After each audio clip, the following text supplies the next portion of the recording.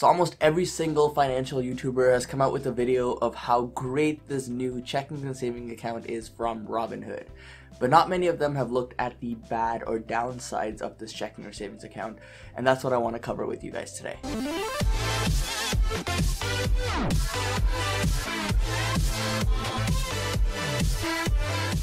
Hey guys, if you're new to the channel, make sure to subscribe down below and hit that bell notification as well so you don't miss any new uploads on the channel. But anyways, getting right into it, if you haven't noticed already, Robinhood has been making headlines the last couple of days because they did announce that they will have a checkings and savings account for customers, which will give you a 3% yield every single year. This is unmatched out there in the industry, and this is something that's definitely shaking up the industry. This is great for people who aren't comfortable investing in the stock market but still want a decent return on their money that they have sitting in their bank account, and that's exactly the customer that Robinhood is trying to target. Now, just for comparison, most banks offer 1% or less on their savings account and even less than that in their checkings account, so this is definitely something new that's being offered out there.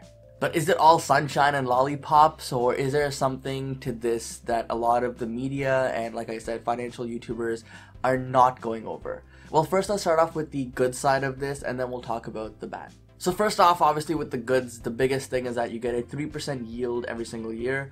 And this is incredibly attractive, especially when the stock market right now is being incredibly volatile. And again, this is a guaranteed yield, and you aren't going to lose any money by putting your money in one of these checkings or savings accounts. And Robinhood actually pays out this interest daily to their customers.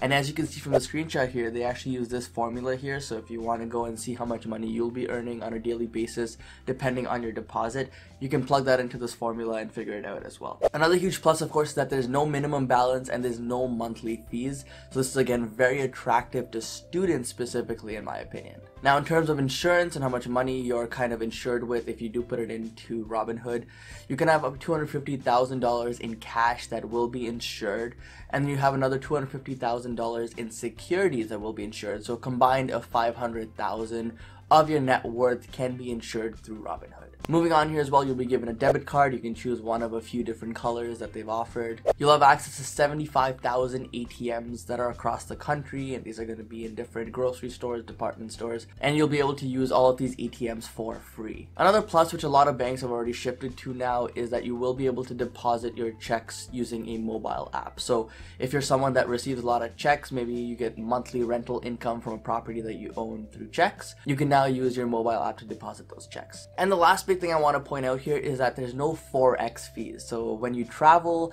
this is kind of a big thing, or if you purchase things online in different currencies, this is also a really big thing because most banks or cards charge you around a 2.5% fee for any sort of Forex transaction. So this is a great value here, considering that there's absolutely no fee involved with this card. So the good sounds pretty attractive, right? But now let's spend a bit of time to expose the not so good side of this and what compromises you'll be making by going with a checking or saving account with Robinhood versus, say, a traditional bank. So the first is, of course, it's only about $250,000 in cash that will be insured. So now if you're a high net worth individual, say you're worth a few $100,000 or maybe a couple million, this is not something you want to mess around with because you want to make sure that your money is safe. Robinhood is fairly small compared to these large banks out there, and their main target audience isn't those $1 million net worth individuals. In fact, they're going for the smaller crowd, maybe those students, maybe those recent grads, maybe people who have just been in the workforce for a little while, who aren't earning millions upon millions of dollars every single year. That's kind of who Robinhood wants to target with this offering. And think about it this way, if your net worth is a few $1 million and you want to preserve that, you would most likely put that into dividend paying stocks, stable dividend paying stocks, and you could most likely return a yield higher than 3% offered here from Robinhood. So if you're one of those individuals, that's most likely where your money is deployed. And speaking of stocks, Robinhood does only offer up to $250,000 in security insurance. So again, if you're putting in, say, $1 million into stocks, you're not going to be covered for that full $1 million. So that's another big red flag for people out there who have a lot of money that they want to put to use. The next big thing, which I think is definitely overlooked by a lot of people right now, is that there's a huge queue to join if you are interested in joining. This doesn't sound that bad though, right? They obviously have a queue, they have big demand here, a lot of people are interested in this, it's making headlines. So you would think when you sign up, maybe you're a few hundred down the line, maybe a couple thousand down the list, worst case. Well, think again. Here you can see from the screenshot, I tried signing up just now, and I'm 581,000 in line, and I don't think I'll be getting an account anytime soon. Now, Robinhood hasn't really said how quickly they'll be going through this queue, if it'll all be kind of done within a couple days, a couple weeks, a couple months, but they did say that they will be starting in January 2019. So just keep that in mind. You know, you might get your account in January, you might get your account in February, or you might be waiting a couple of years to get this account, depending on how fast they're able to roll this out. Realistically, it most likely will be a couple of months, but just keep your expectations reasonable because you probably won't get this opened on the day that they release this for the initial people that signed up in this queue. Now, the next big thing is physical branches, and this is not something that I feel a lot of millennials will really care about, but it is something that a lot of the older individuals will care about. Traditionally, when people like my parents have a question, they typically either want to go into a physical location or call support. Robinhood support is so-so from what I've heard. I haven't had personal experience on it. But like I said, they don't have any physical locations, so you can't really go into a physical bank location and voice your concerns or ask questions or kind of figure something out. This is kind of a big deal to the older generation, like I said. But to millennials, this may not be such a big deal because most millennials prefer to do their customer service stuff online through chat or email or other means. So because of this, I think it'll be very difficult for the masses, the majority of the population, to switch over to Robinhood because a lot of them still want traditional locations that they can go into whenever they have a concern. The next thing I want to touch upon is checks. Now, they did say that they will mail you checks depending on when you need them. If you want them, you just request it and they'll mail it to you. But they didn't really specify if there's going to be any fees for that mailing. Now, I do think that there may be some sort of fee associated with the actual postage of this, maybe not for the checkbooks itself, but to actually physically mail it out. But Robinhood hasn't really clarified that, and we'll have to kind of wait and see how that plays out when the service is fully launched. And the final thing here is the debit card that they offer is actually a MasterCard debit card. And because of this debit card is only offered in places that MasterCard is offered. Now, this is kind of an issue, especially for those travelers out there, because a lot of companies or merchants overseas don't necessarily offer MasterCard and Visa card. A lot of them offer, say, cash or debit, or from my experience, a lot of them offer only one or the other. Usually it will be Visa.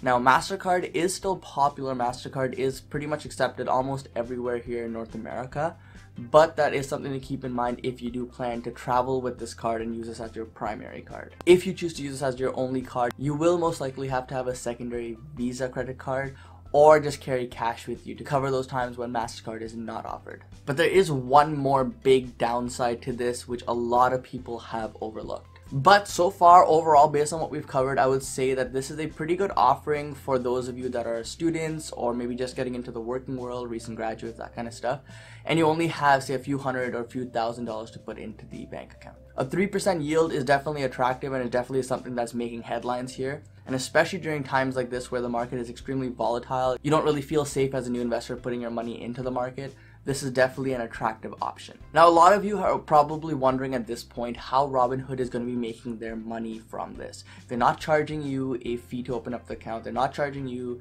anything to keep the account running. They're not asking you to put a minimum balance in. How are they making money? And this is where I want to spend a couple of minutes to actually point out the risks over here. So how they'll be making their money is they'll be investing in US Treasuries, and they'll be taking all the money that people are putting into their bank accounts, using that money to invest in US Treasuries, and then they'll get a return from those Treasuries and then pass on those returns to the customer. Now, of course, as a customer, this doesn't affect you directly. You'll still have all your funds in the account and still be able to take it out whenever you need. So that's not really a concern. However, if you are paying attention and you've been following the channel and you understand how these US Treasuries work and how yield curves work and all of that fun stuff, and if you don't, by the way, there is a video up here which you should check out on yield curves.